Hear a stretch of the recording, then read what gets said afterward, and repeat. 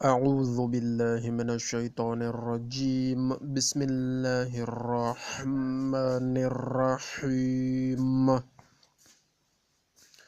والذین اتخذوا مسجدا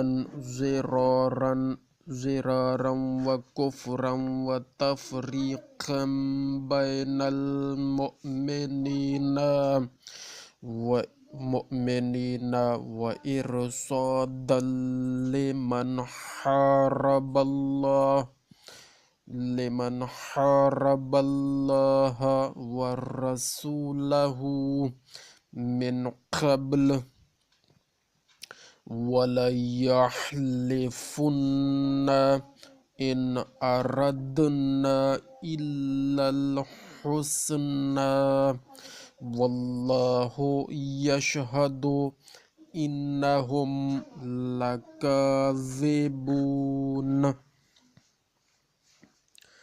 اور وہ لوگ بھی منافق ہیں جنہوں نے مسلمانوں کے نقصان پہنچانے اور کفر کرنے اور مؤمنین کے درمیان تفرقہ ڈالنے اور اس شخص کی گھات میں بیٹھنے کے واسطے مسجد بنا کھڑی کی ہے جو اللہ اور اس کے رسول سے پہلے لڑ چکا ہے، اور لطف تو یہ ہے کہ یہ لوگ ضرور قسمیں کھائیں گے کہ ہم نے بھلائی کے سوا کچھ اور ارادہ ہی نہیں کیا، اور اللہ خود گواہی دیتا ہے کہ یہ لوگ یقیناً جھوٹے ہیں۔ بے شک حق اس کی تفصیل حاشیہ میں پڑھتے ہیں۔ مسجد زرار کا قصہ۔ قبیلہ خزرج کا ایک شریف آدمی تورات و انجیل سے خوب واقف ابو عامر مدینہ میں رہا کرتا تھا اور لوگوں سے برابر حضرت رسول صلی اللہ علیہ وآلہ وسلم کی بڑائیاں کرتا، اوصاف بیان کرتا۔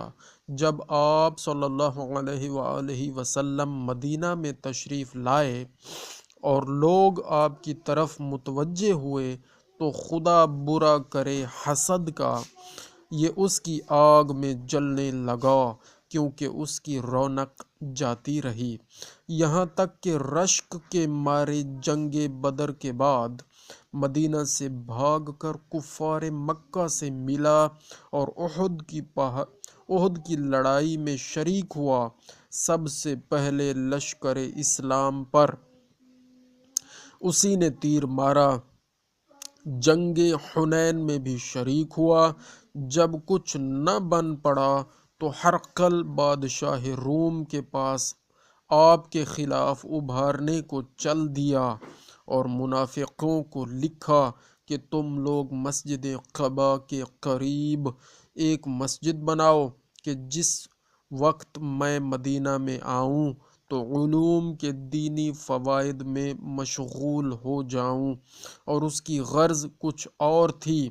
الغرض ثعلبہ بن حاتب وغیرہ 12 منافقوں نے ایک مسجد جھٹ پٹ تیار کی۔